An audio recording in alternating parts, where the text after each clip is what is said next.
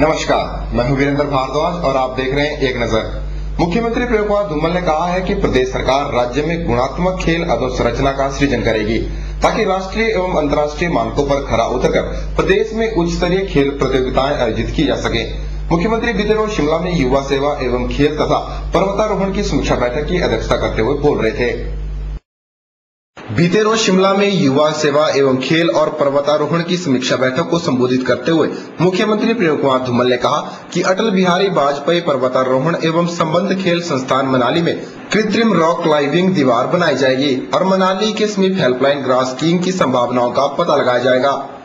मुख्यमंत्री ने कहा कि प्रदेश में उत्कृष्ट खिलाड़ियों को सरकारी सेवाओं में 3% आरक्षण प्रदान किया जा रहा है और अभी तक 171 खिलाड़ियों को इसका लाभ मिल चुका है। प्रदेश के सभी जिलों में मूलभूत खेल गतिविधियों के लिए आवश्यक अधोसंरचना सृजित की जाएगी, जिनमें जिम्नाजियम और राज्य क्रिकेट संघ के सहयोग से बनने वाले क्रिकेट स्टेडियम शामिल हैं। सिरमौर, चंबा, शिमला, कुल्लू, लाहौल स्पीति और ऊना जिले में प्रस्तावित क्रिकेट स्टेडियम के लिए भूमि चिन्हित कर ली गई है। हमीरपुर और धर्मशाला में अंतर्राष्ट्रीय सिंथेटिक ट्रैक बनाए जा रहे हैं। प्रदेश के सभी 77 खंडों में 2008 से 2017 की अवधि के लिए पंचायत युवा क्रीड़ा खेल अभियान शुरू किया गया है ताकि यहां मूलभूत खेल अधोसंरचना सृजित की जा सके और ग्रामीण युवाओं को प्रशिक्षित किया जा सके।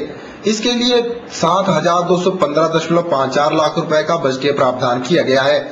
विशेष घटक योजना के तहत राज्य में 346 खेल मैदान निर्मित किए गए हैं और वित्तीय प्रोत्साहन की राशि 50,000 रुपए से बढ़ाकर 1 लाख रुपए कर दी गई है। सभी पंचायतों को 1 लाख रुपए की सीड कैपिटल ग्रांट, सभी खंड पंचायतों को मिलने वाली 5 लाख रुपए की एक समान वित्तीय सहायता प्रदान की जा रही है। मुख्यमंत्री धूमल ने कहा कि अटल बिहारी वाजपेयी पर्वतारोहण एवं संबंध खेल संस्थान मनाली में कृत्रिम रॉक क्लाइंबिंग दीवार और एल्पाइन ग्रास स्कीइंग की संभावनाओं को तलाशा जा रहा है। उन्होंने संबंधित अधिकारियों को पर्यटन विभाग के सहयोग से जिला मंडी की जंजैली घाटी में साहसिक खेल गतिविधियां आरंभ करने के निर्देश दिए। उन्होंने कहा कि हमीरपुर जिले के भलेट, कांगड़ा के महाराणा प्रताप सागर बांध और चंबा में संभावनाएं तलाशी जा रही हैं, जबकि किन्नौर के सांगला में साहसिक खेल केंद्र और कांगड़ा के बीड़ में पैराग्लाइडिंग एवं साहसिक खेल केंद्र स्थापित किए जा रहे हैं। ब्यूरो रिपोर्ट के चैनल। हिमाचल प्रदेश कांग्रेस कमेटी के अध्यक्ष कौल सिंह ठाकुर ने प्रदेश की वर्तमान भाजपा सरकार पर हिमाचलियों के हितों के साथ खिलवाड़ करने का आरोप लगाया है। कौल सिंह ठाकुर बीते रोज शिमला में पत्रकारों से बात कर रहे थे। शिमला में आयोजित पत्रकार वार्ता को संबोधित करते हुए हिमाचल प्रदेश कांग्रेस कमेटी के अध्यक्ष कौल सिंह ठाकुर ने कहा कि आज वर्तमान भाजपा सरकार हिमाचलियों के हितों के साथ खिलवाड़ कर रही है। कौल सिंह ठाकुर ने कहा कि आज वर्तमान प्रदेश सरकार ने धारा 118 में संशोधन कर नियमों का उल्लंघन किया है। कौल सिंह ठाकुर ने कहा कि आज सिरमौर और सोलन जिला के वार्डर भी गैर हिमाचली अपना कब्जा जमाने में जुटे हैं, जबकि प्रदेश सरकार मूक दर्शक बनकर सब कुछ देख रही है। हिमाचल प्रदेश में जिस तरीके से हिमाचल की भूमि का गैर हिमाचली बेनामी सौदों से खरीद रहे हैं और 118 धारा 118 का अंतर्गत जो नियमों में संशोधन किया है, उसकी आड़ में भी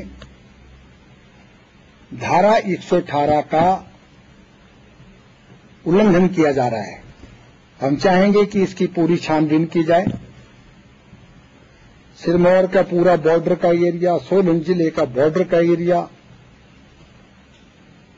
उसमें सारे गैर हिमाचलियों ने लोगों की जमीनें जो है खरीद ली है और सरकार मूक दर्शक बनी हुई है।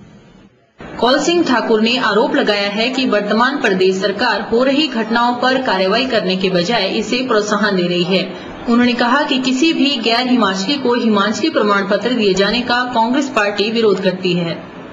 रादर सरकार इसको प्रोत्साहन दे रही है। प्रोत्साहन इसलिए दे रही है क्योंकि हिमाचली थे, उनकी परिभाषा थी जो जनरेशन टू जनरेशन हिमाचल में रहते हैं वो ही हिमाचली का प्रमाण पत्र लेने का अधिकारी है। अब इस सरकार ने एक कैबिनेट में फरमान जारी कर दिया कि जो हिमाचल में 15 साल से रह रहा है,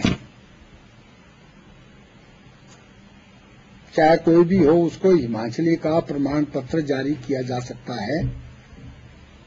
कांग्रेस पार्टी इसका विरोध करती है और सरकार से निवेदन करती है कि इस आदेश को कौल सिंह ठाकुर ने कहा कि कांग्रेस पार्टी सीपीएस और पीएस की नियुक्तियों का विरोध नहीं करेगी, बल्कि जनता के सहयोग से इसके विरुद्ध लड़ाई लड़ेगी। उन्होंने प्रदेश सरकार पर शिक्षा के व्यापारीकरण का आरोप भी लगाया और कहा कि आज प्रदेश में विश्वविद्यालय रेवड़ियों की तरह बांटे जा रहे हैं। मोहित गोयल, के चैनल, शिमला। शहीद बाल गंगाधर तिलक और शहीद चंद्रशेखर आजाद की जयंती के उपलक्ष्य पर वीरवार को मंडी स्थित इंदिरा मार्केट में एक कार्यक्रम का आयोजन किया गया। इस दौरान प्रेमजीज फाउंडेशन द्वारा मार्केट में मिठाई बांटकर शहीदों की जयंती की खुशियां मनाई गई। देश की आजादी में अपना अमूल्य योगदान देने वाले शहीद बाल गंगाधर तिलक और शहीद चंद्रशेखर आजाद की जयंती के उपलक्ष्य पर वीरवार को मंडी स्थित इंदिरा मार्केट में एक कार्यक्रम का आयोजन किया गया।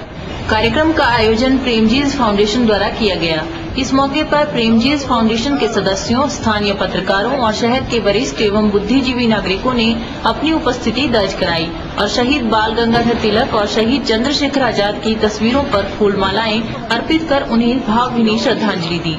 निश्चित ही आज देश के हर नागरिक को देश की आजादी में अपना अमूल्य योगदान देने वालों की याद रखने के लिए आगे आने की आवश्यकता है, ताकि देश का आने वाला कल और इस कल में उभरती हमारी युवा पीढ़ी भी शहीदों की कुर्बानी याद रख पाए। ब्यूरो रिपोर्ट, के चैनल, मंडी। रोजगार की उम्मीद में बैठे जेबीटी का प्रशिक्षण प्राप्त कर चुके बेरोजगारों ने अपनी मांगों के मद्देनजर बिलासपुर में एक रोज रैली का आयोजन किया। जेबीटी बेरोजगार संघ के अनुसार प्रदेश सरकार ने प्रशिक्षण पूरा होने के 6 महीनों बाद उन्हें नौकरी देने की बात कही थी, लेकिन आज एक लंबा अरसा बीत जाने के बाद भी वे रोजगार से महरूम हैं। बीते रोज बिलासपुर में जेबीटी प्रशिक्षण प्राप्त बेरोजगारों ने काले झंडे लेकर शहर भर में रोष रैली का आयोजन किया। रैली के बाद उन्होंने अतिरिक्त उपायुक्त बिलासपुर के माध्यम से प्रदेश सरकार को एक ज्ञापन भी भेजा। इस मौके पर जेबीटी बेरोजगार संघ के प्रदेश अध्यक्ष विजय कुमार ने बताया कि जेबीटी का प्रशिक्षण प्राप्त करने से पहले इनसे जॉब बॉन्ड भरवाए गए थे, जिनके आधार पर इन्हें अपना प्रशिक्षण प्राप्त करने के बाद शिक्षक के तौर पर नियुक्त किया जाना था। विजय कुमार ने बताया कि यह नौकरियां प्रदेश सरकार ने प्रशिक्षण पूरा करने के 6 महीनों बाद देने की बात कही थी, लेकिन आज तक एक लंबा अरसा बीत जाने के बाद भी इन्हें कोई नौकरियां नहीं दी गई हैं। हिमाचल प्रदेश सरकार के समक्ष ये 26 जेबीटी प्रशिक्षणार्थी आज इस आंदोलन के लिए मजबूर है। इसकी वजह कोई और नहीं है, ये जो लेट लतीफी नियुक्तियों में हो रही है वो है हिमाचल प्रदेश सरकार ने स्वयं एक विभागीय बॉन्ड जारी किया था, जिसके अंतर्गत ये नियुक्ति के लिए 6 महीने का टाइम दिया गया था। प्रशिक्षण 2 साल का जेबीटी का पूरा करने के बाद ये कैंडिडेट जो है वो नियुक्त किए जाएंगे, सरकार के द्वारा ये बात की गई थी। लेकिन खेद की बात है कि इनके नवंबर 22 को जब रिजल्ट निकल गया है पिछले वर्ष, तो उसके 6 महीने तो कब के हो चुके हैं। उस नियुक्ति के अवधि को पूरा होने के बाद भी इनकी नियुक्तियां नहीं हो रही। माननीय धूमल साहब से हम मिले थे 3 तारीख को सुबह ओक ओवर में, और उन्होंने स्वयं आश्वासन दिया था कि ये नियुक्तियां हर हालत में हो जाएंगी। लेकिन खेद की बात है, मुख्यमंत्री के बाद शिक्षा मंत्री और उसके बाद और कई अधिकारियों और निदेशक तक हम मिले, लेकिन हमारा कार्य नहीं हो सका है। गौरतलब है कि जेबीटी प्रशिक्षण प्राप्त इन बेरोजगारों से जॉब बॉन्ड इस शर्त पर भरवाया गया था कि यदि यह प्रशिक्षण प्राप्त करने के बाद यह नौकरियां नहीं करना चाहते हैं तो इन्हें 50,000 रुपए जुर्माने के तौर पर जमा करवाने होंगे। लेकिन आज बिल्कुल इसके विपरीत हो रहा है। इनका कहना है कि आज बिलासपुर जिला में कई ऐसे स्कूल हैं जहां केवल एक ही अध्यापक कार्यरत है। ऐसा कोई कारण नहीं है जिसके कारण को नियुक्त नहीं की जाए। कहा जा रहा है कि स्कूलों में बच्चे कम हैं, इसलिए इनकी नियुक्ति नहीं हो रही। मैं जानना चाहूंगा, अगर हिमाचल सरकार गंभीर है तो जो नियुक्तियां अभी हुई कृपया उनकी जांच करिए। कुछ ऐसी भी नियुक्तियां हुई हैं जिन स्कूलों में 2 या 3 बच्चे हैं, उनके ऊपर भी दूसरा शिक्षक लगाया गया। हमने एक सूची माननीय मुख्यमंत्री को सौंपी थी, जिसमें 26 के करीब स्कूलों का जिक्र था, जो कि सिंगल टीचर जिला बिलासपुर में है। और सर्व शिक्षा अभियान की वेबसाइट के ऊपर आपने स्वयं एक बात लिखी है, सिंगल टीचर स्कूलों में 2 टीचर के लिए आपकी व्यवस्था है, लेकिन इसके बावजूद आपने इस व्यवस्था को लागू नहीं किया। अगर आप गंभीर हैं और वाकई में आप वैधानिक प्रिय हैं, तो अपने दिए उस बॉन्ड का वचन का पालन करें, जिसको अगर ये तोड़ते हैं तो 50,000 रुपया आप इनको भरने के लिए कहते हैं। जब आपने ये वचन तोड़ा है तो क्या आप इनको 50,000 रुपया भी देने के लिए तैयार हैं? अपनी मांगे न माने जाने की सूरत में आने वाले समय में जेबीटी बेरोजगार संघ ने अपने आंदोलन को तेज करते हुए धरना बढ़ाने और चक्का जाम करने तक की बात कही है। अनुज खजूरिया, के चैनल, बिलासपुर।